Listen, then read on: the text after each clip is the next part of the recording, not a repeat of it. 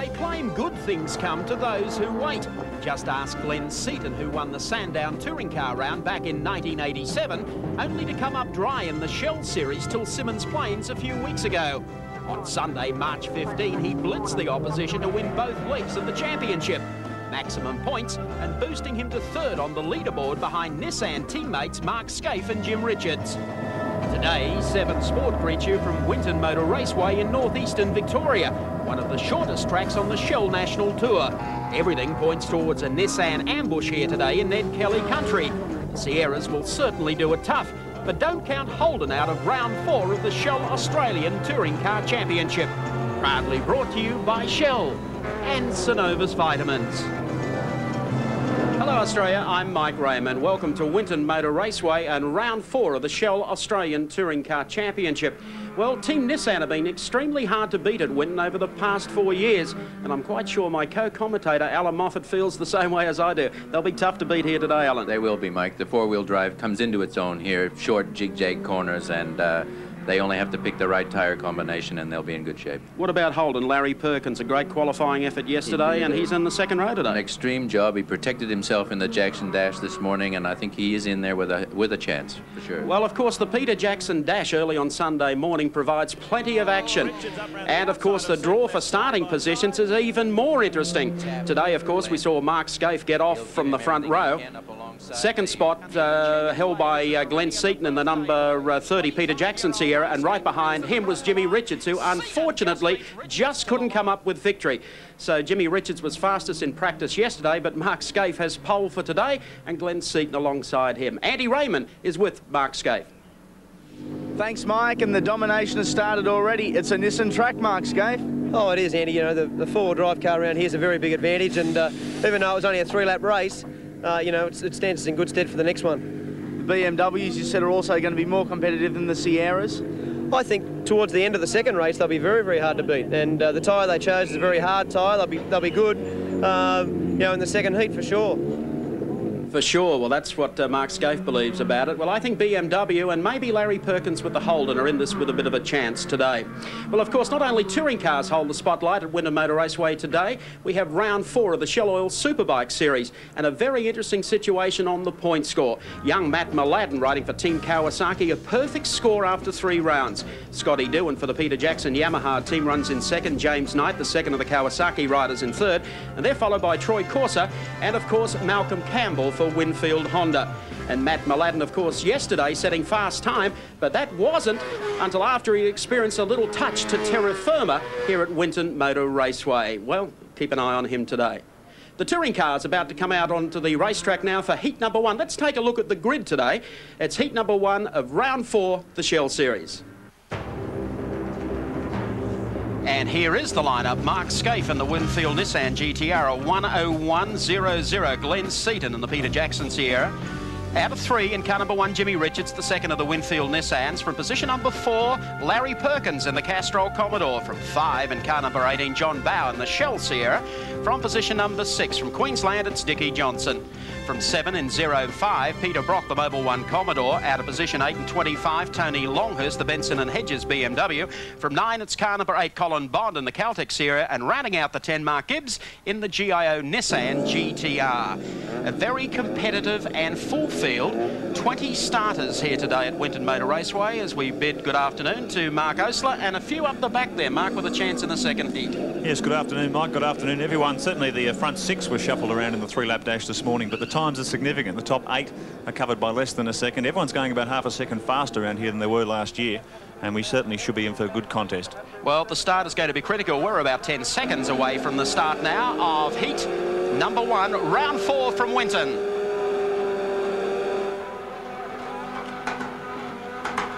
They sat there, Scaife went out, and so did Richards. Through quickly went John Bow on the inside of Larry Perkins as they come down to the right-hander, and this is really just a funnel as they come off the straight. Then they work downhill slightly to another right-hander that sees the 2 Nissans with Scaife opening it up to 3 car lengths over Jimmy Richards. Right behind him is Glenn Seaton, then followed by John Bow. Next on the queue is Larry Perkins. Dick Johnson was up pretty smartly as they went through there, and I think perhaps then Peter Brock. That's the order. and you just can't beat that four-wheel drive car off the line, Alan Moffat. No, you can't, but Glenn Seaton was holding his engine beautifully. He looked like he was going to get a very good start, and just at the very last second before the light went to green, he backed off momentarily and stalled his slingshot shot, and that gave Jim Richards the chance he needed. That's all Richards did need, because Scaife opens it up to about 5 car lengths coming down the back straight. Here's the rest of them coming into the a tough series that they call the S's here. Just watch this as Seaton comes up well and truly behind Jim Richards. They accelerate hard, but this is a tough turn. The next one, the right-hander for brakes. John Bowe is up right behind Glenn Seaton's Peter Jackson Sierra as they go downhill marginally, then into another right-hander. Well, Bowie wouldn't have wanted to get stuck behind Larry. There's an awfully wide Commodore today. Larry up there on 4th position off the grid, in a position to look good in these opening laps. But John Bowe's obviously said, I've got to get up there on the tail of Glenn Seaton. I've got to stay close to the front and go from there. What a marvellous difference a fortnight makes. Who'll forget at Simmons Plains when the Nissan GTRs were outgunned? They sounded like they were down on power. And it had the transplant, the spirit of youth has returned to the Nissan. Sounds like they're revving them about 3,000 RPMs more. Of course, going into today, they're chasing almost an unbeaten record here, so I guess everyone expected them to win. But I have a feeling that if they stretch out and win here today, and perhaps some people would suggest show their true colours, the handicapper is going to catch them within 48 hours. Well, honestly, I think I got to be careful here with my political hat, Michael, but honestly, I do believe that these cars have not reached the equation that is desirable. They have an unquestioned advantage with the four-wheel drive, and certainly the handicap that was put in place over Christmas for effect at the beginning of this season has not worked out to the benefit of all parties. Oh, that's very good. That's not political. It's very good. Thank you. Get you at the seat of Wills next week. Up into the next right-hander. They're getting a little bit closer as Perkins gets up on the tail of John Bowe. But right behind Perkins, he's got Dickie Johnson, Peter Brock, and then, of course, the two Bimmers, Tony Longhurst and Alan Jones, and the Benson and Hedges M3s. And I think you can probably wait around for the second heat and find that the BMWs with their tyres will make life very, very uncomfortable. And here's Mark Gibbs and the GIO coming down on the inside here of Peter Brock. Certainly Bob Forbes expected this to happen, just to the GIO car pushing its way through the field. This car was very quick here on Friday and Saturday, but Mark admits that in qualifying he just stuffed it up. He just couldn't put a good lap together, and he ended up down the grid. But as you can see, the times of the grid were very tight. And certainly Bob Forbes expected Mark to push his way through the field, which he's doing now. Well, the two factory cars, or the Gibson cars, are on Yokohama, tailor-made for them. But Mark Gibbs has got Dunlop, so we're looking at a Dunlop battle here between Dick Johnson, long stalwart of the Dunlop brand, and the GIO car also on Dunlops. Peter Brock's coming through. Yes? Yep. Rocky's there, and Longhurst keeps continually pulling out of the draft. There's not much he can do when they come down the back straight, but watch the little Bimmer here. They're under full load. If he can get across to the inside of Brock and try and just snap Brock under brakes. He knows that he has to be absolutely parallel with him, though, Mike. He can't take a chance of just having a jab, because Brocky's entitled to take that corner if he's got his nose in front. And Tony, being a smaller car, if that Commodore comes over on them, there won't be much of the BMW left. And also, Mark, just how even the Bimmers are here today. Normally, the lead car can open up a bit more than the second car, but Jonesy and Longhurst obviously have absolutely identical setup, or close to it. He hasn't hosed Alan Jones off at all. And you can see the difficulty these guys are having, this concertina effect on these tight corners. You have to back off to wait for the guy in front of you to accelerate into the corner. By that stage, he's got you, and there's never a situation around here where they can overtake. Look at this. They go right outside, try and get some clean air, and he's got no chance of taking Brock as they head down under brakes. So it's a very frustrating race here for the BMWs.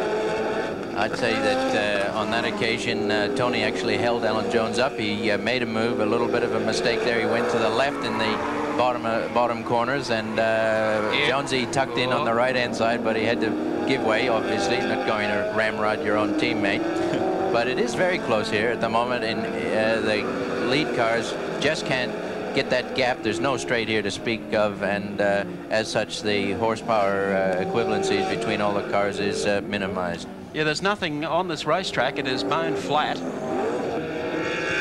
I wouldn't say it has a great deal of character to it. You probably fit it in the Red S car park in your local suburb, but it does keep them together. And there we've had Bob Forbes in the GIO car that's just had a little off, and that'd be fairly expensive, and that's dropping back about 4 spots.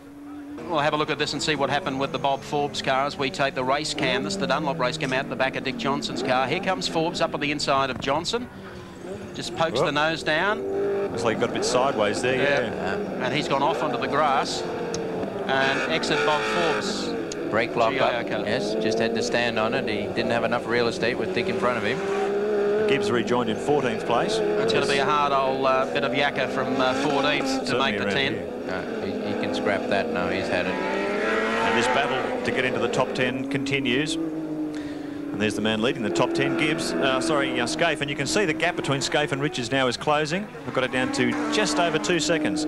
So Richards puts the pressure on. Mark Scaife still leading. Richards in second. Glenn Seaton in third. Larry Perkins in the Commodore in fourth. John Bow rounds out the top 5. Winton Motor Raceway, this fascinating scrap between Peter Brock and the Mobil 1 Commodore. And, of course, Tony Longhurst and Alan Jones continues in midfield.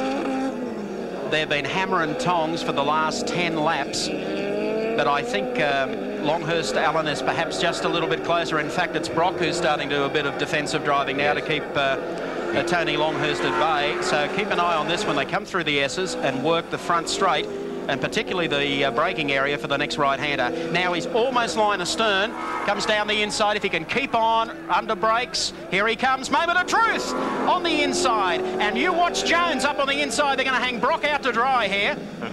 Beautiful driving from the Bimmer pair. Fascinating stuff, this.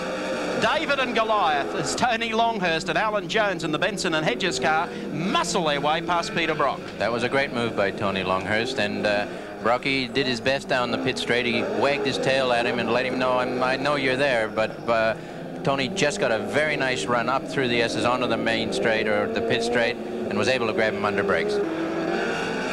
Well, the BMW assault on heat number 1 is far from over. Here comes Tony Longhurst down on the inside of Dick Johnson, and rear gunner Alan Jones doing a great job here as they race up to Penrite Corner. They've got a lap car coming into contention here, so Tony will not spare the rod. We take Dunlop race cam. Here's Tony Longhurst down the inside. Jones just sits right behind him. And they're in a lot of traffic here, as you can see, they're taking the right-hander at Penrite. 9 laps to go. This is the battle for 7th, 8th and 9th. And here comes Tony again. He won't get Dick there, but he might be able to get him under brakes again, where he and Alan Jones were able to nobble Brock a couple of laps ago. He's not quite close enough this time, and he is now. That's all he needed. That's all he needed. Down the inside, let's see. There he goes on the inside. Now, can Johnson get back on the inside? Yes. Dick read that pretty good. He had to try and keep Alan Jones, but Jones goes snip, snip, snip, and a bit of tuck. Johnson's got one wheel in the rough, and this dice continues. Well, these BMW guys are trying hard here today. They're really fair dinkum here, and you'd almost think that Alan Jones and Tony were changing gears in unison. Jones is determined to let Dick Johnson know the track is his. They need to get in front of the Sierra to go after the leaders. They were held up for a reasonable length of time by Brocky's Mobil 1 Commodore. And it's fair dinkum stuff too, because Jones was able to get through, as our viewers could see. In the meantime, Mark Scaife continues to lead, but that lead has been eroded by national champion Jimmy Richards in the second of the Winfield Nissan GTRs. And they've been able to get well and truly away from Glenn Seaton and the Peter Jackson Sierra. So those remarks that we made earlier about maybe the handicappers have got some work to do 48 hours after this race, I think that the two Nissan boys, quite a few of the media personnel have been claiming that the Nissans have been running doggo for about 3 races, and I think they've been swept up with wanting to beat each other. And here goes Scaife through on the inside, and Jimmy Richards, rather, taking the lead. So they've got caught up in their own race strategy, and all of a sudden, it could be said they've blown their cover to the rest of Australia. These two maintaining a lead of 5.5 seconds over Seaton, and there is Neil Crompton in Mobil Commodore number 7 into the pits. Some sort of engine drama. It's a great disappointment for Neil. He went out this morning in the warm-up and was very happy with his race setup and was looking forward to the race. And now this has happened. Well, that's the first of the mobile Commodores in the pits. It seems to be going nowhere, doing a bit of work on that. We'll have an update from the pits there in a moment. In the meantime, Jimmy Richards, car number 1, the Winfield Nissan, leads teammate Mark Scaife, and the number 2 machine, Glenn Seaton, still runs in 3rd. Larry Perkins is 4th in the Holden Commodore V8. So these two guys showboating, or obviously they're gearing for Scaife to win the championship. That's obvious. They've got about 5 laps to go as they come over the start-finishing line. Tim Grant follows them. Let's go down and see what the problems are with Neil Crompton. Down to Andy Raven. Thanks, Mike. And he was in such a battle there. Neil, what has gone wrong with the Commodore? No idea, really, AJ. Last lap round, all of a sudden the thing just had a giant misfire and sort of, you know, running on 5 or something like that. And the boys can't find the problem quickly and easily, so we have to put it away. But it's a little disappointing. Okay, thank you, Andy. Problems for Colin Bond, the Caltech CXT Sierra. The car that's been running so well here the last couple of days, and certainly ran, I believe, in great shape at Simmons Plains, where it was able to come right through the field from the back. So it's not the best of days for Colin Bond. Watch this now as John goes into Champion Corner, comes out of there. He's got Longhurst sitting in the draft coming down the back straight. There's Larry just ahead of them, Tim Grant in the Sizzler entry with about 3 laps to go as the leading 2 Nissans go 1-2 across the line. Scaife leading from Richards. Back in 3rd spot is Glenn Seaton. 4th, of course, is Larry Perkins. 5th is John Bower, and 6th is Tony Longhurst with the drive of the race thus far. Well, I think John used the traffic pretty well there. Squeezes inside Tim Grant in the Sizzler Nissan. But he's still leading the BMWs. That's the important thing. This is quite a competitive showing from the Shell team at Winton. They've had some disastrous races here over the last 2 or 3 years, but their ongoing tyre development program with Dunlop, and certainly the work that Ross Stone's been putting on the chassis has given them a fair bit of race speed. But the Sierra is a bit of a handful around this track, I'd imagine, Alan. It's an extremely tough track, and we got to realise that. Well, look at this. There, he's got enough. He's on the wrong side, but he might. He is here, but he's got to try and hold it now to the inside. John's a wake up to him. So they're having a great scrap, and Jonesy's there to pick up the scraps anyway as they come out of Champion Corner, down the back straight again, towards the S's.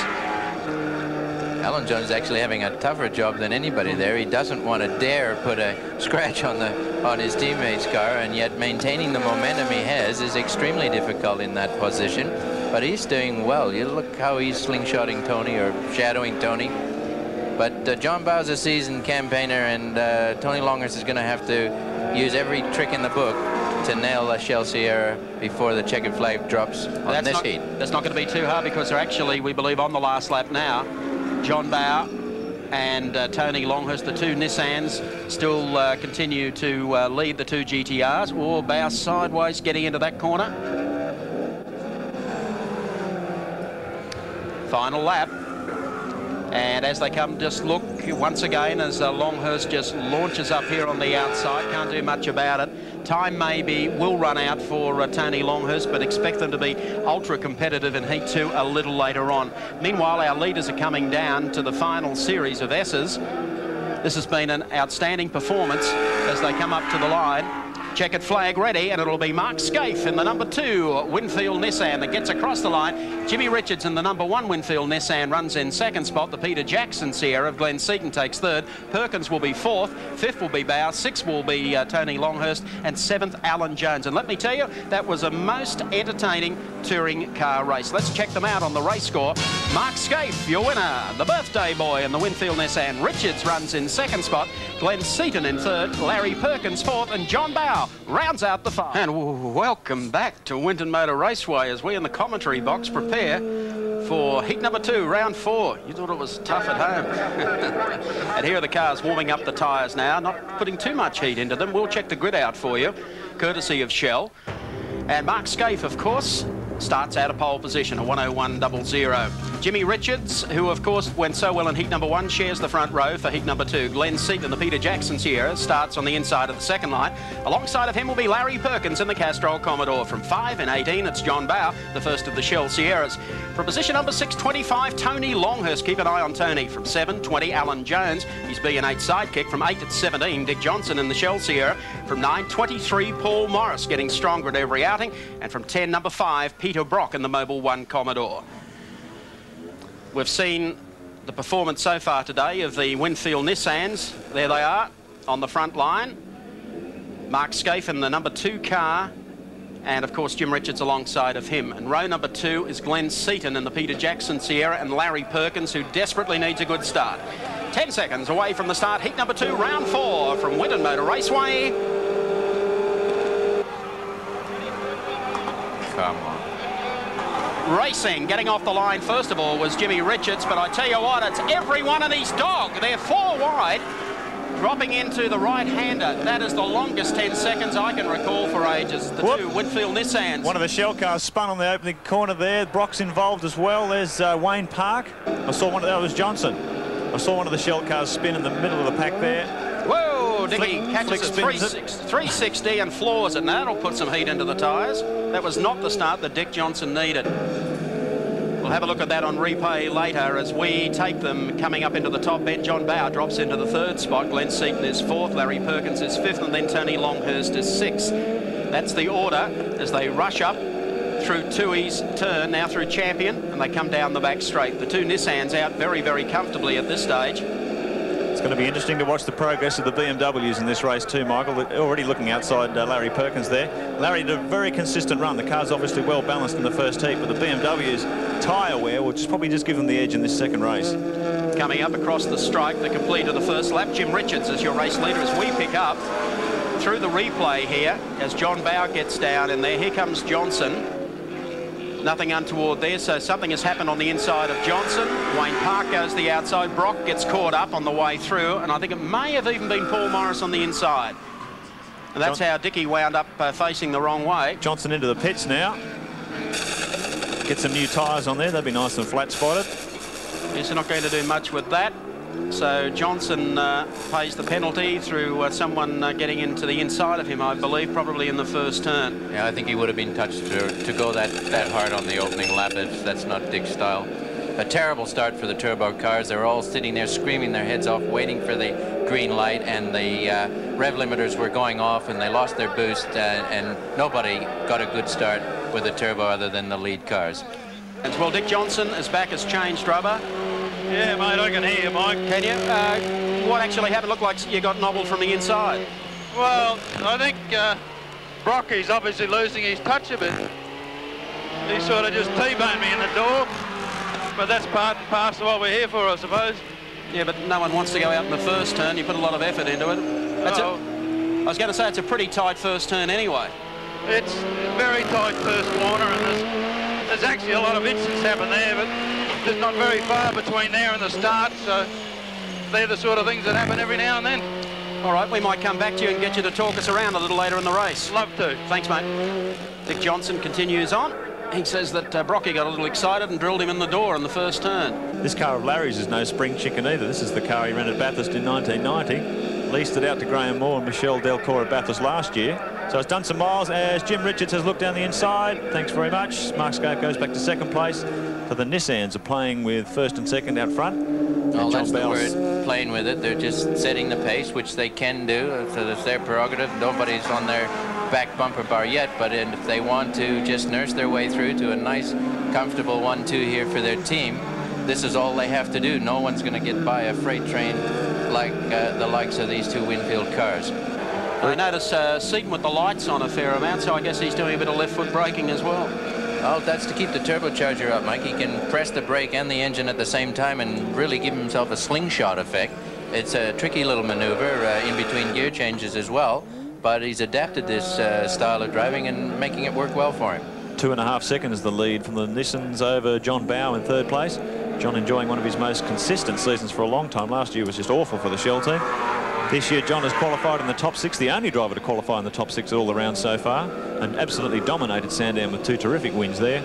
And he's certainly enjoying himself here, the most competitive Sierra on the track at the moment. But I'll be interested to see how Glenn Seaton wears him down, because it's a real tyre war here. The Shell cars on Dunlops and Seaton, of course, on Bridgestones. And the 62 compound tyre has proved to be a pretty useful thing to have around this track. Well, Glenn Seaton said yesterday that he would be happy with the consistency of his tyre in the second heat, and I think this is bearing fruit here. He's certainly shadowing John Bowe. There's only half a car length in it, but I would reckon that John Bowe is setting the pace here for the rest of the field and nursing his car. Just I think he's written off the fact that 1-2 is in front of him. That's a lost cause and gone out the window, and he'd just like to keep the rest of this pack where they are and driving quite considerably. Oh, Lightning Larry opens up the bags. Yeah.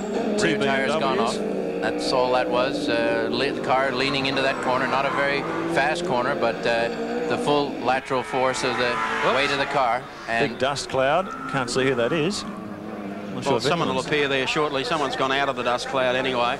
And I have a feeling it was Wayne Park. Yes, in fact it was. So the two Nissans, Mark Scaife, car number 2, and of course Jimmy Richards, a national champion, run 1-2 in this one. They're doing it fairly comfortably. They would disagree. John Bowers in third spot, followed by Glenn Seaton. Then of course we've got the two Bimmers, followed by Larry Perkins, who started bushfire alert up in the top end there, about half a lap back.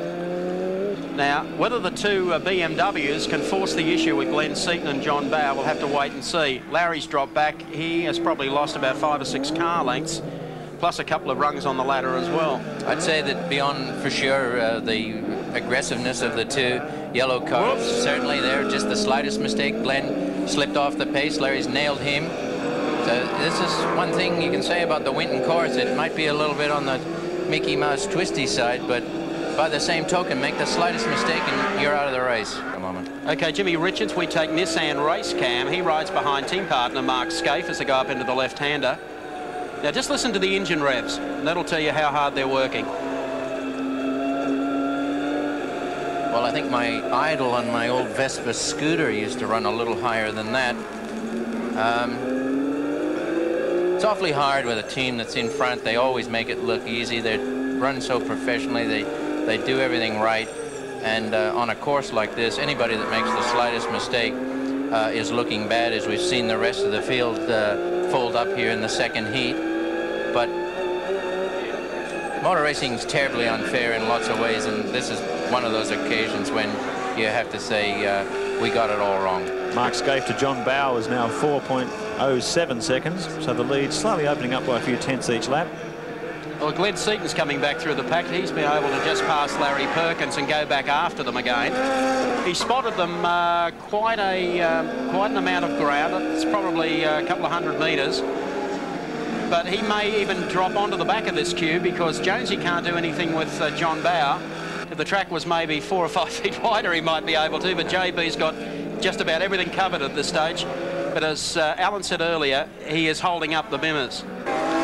Jimmy Richards going through there on the inside to take the lead back from Mark Scaife. They're starting to sprint a bit harder now. They're having a little race going between themselves. JB and Tony Longhurst are really into it. The real battle here. Yep, that's going to be the battle. There's the two Nissans. There goes the Sizzler entry, young Grant. And look at Bowe. Now, Longhurst will do the giant killer here. He'll go straight to the outside. Now, duck straight back and try and get him on the exit.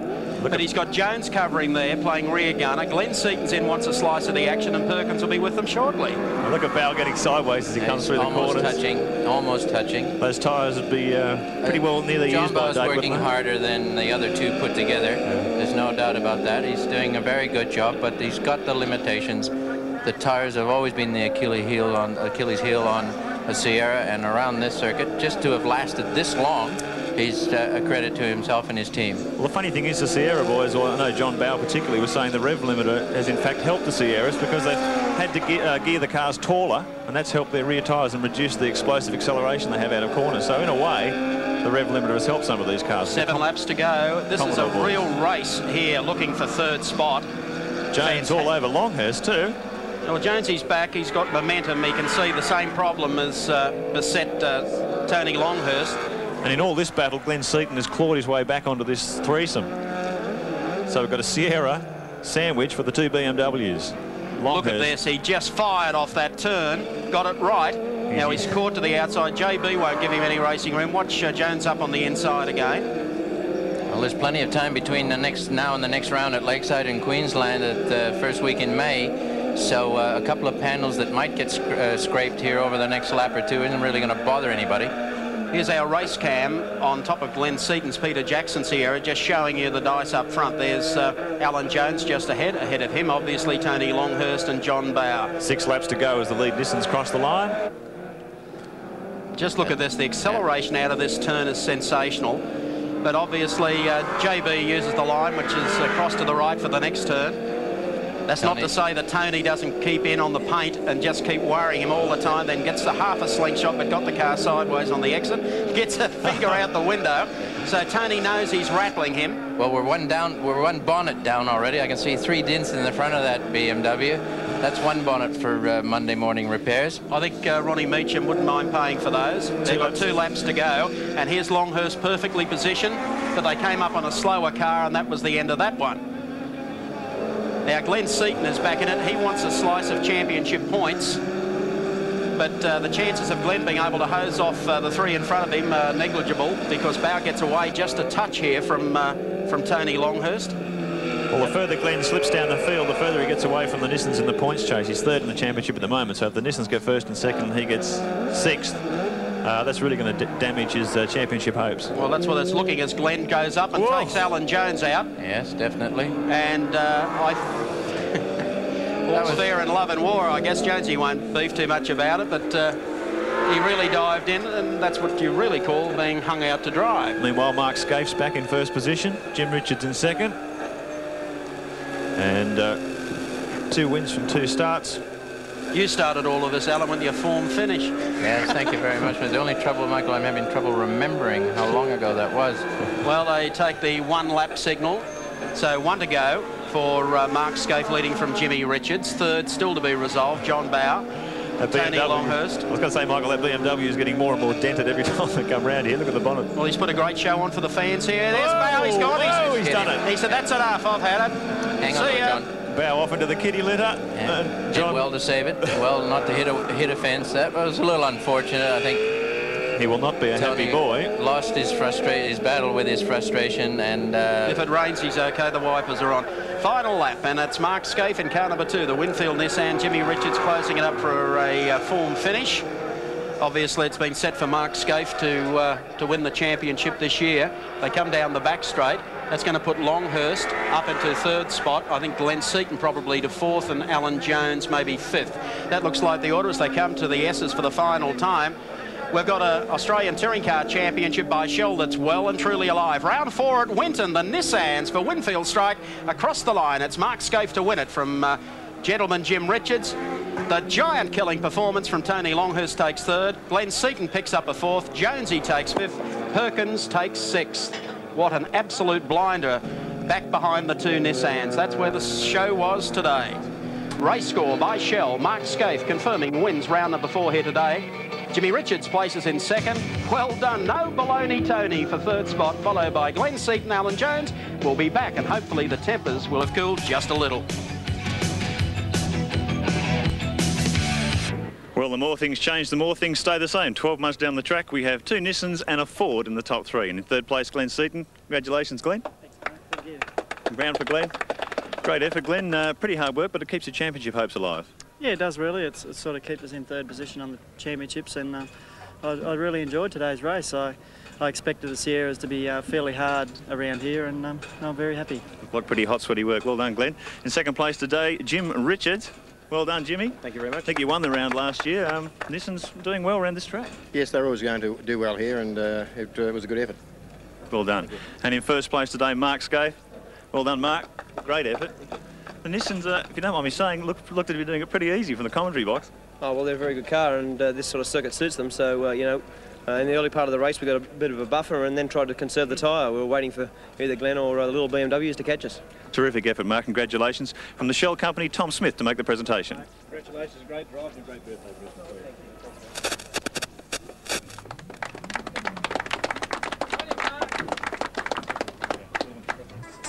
So No progressive points after round 4 at Winton today. Mark Scaife leads the Shell Australian Touring Car Championship on 114, clear of teammate Jimmy Richards on 99.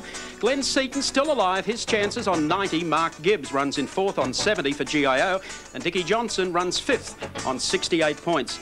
But I think, Alan Moffat, we saw enough today to suggest that maybe the BMWs might be the ones to beat at Lakeside. Well, Tony Longhurst did it last year, Mike, and I think if the Brain Trust get their slide rule out over the next couple of days and rearrange the handicap system, we can see some tight racing. But certainly the Commodore's got to be brought into the picture. Well, that's all to come at Lakeside, our next round of the Shell Australian Touring Car Championship in May.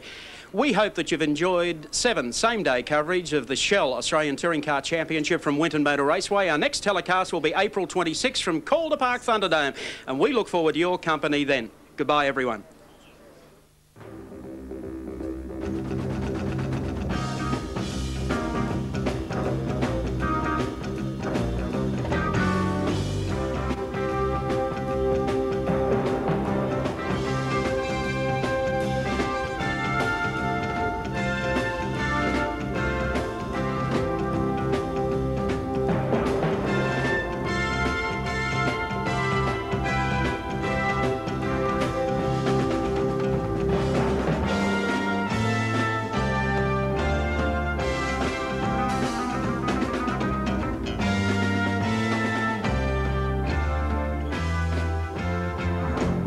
Today's motor racing telecast was proudly brought to you by Synovus Vitamins and Shell. Go well, go Shell. This has been another 7 Sport production, the network of the 1992 Barcelona Olympics.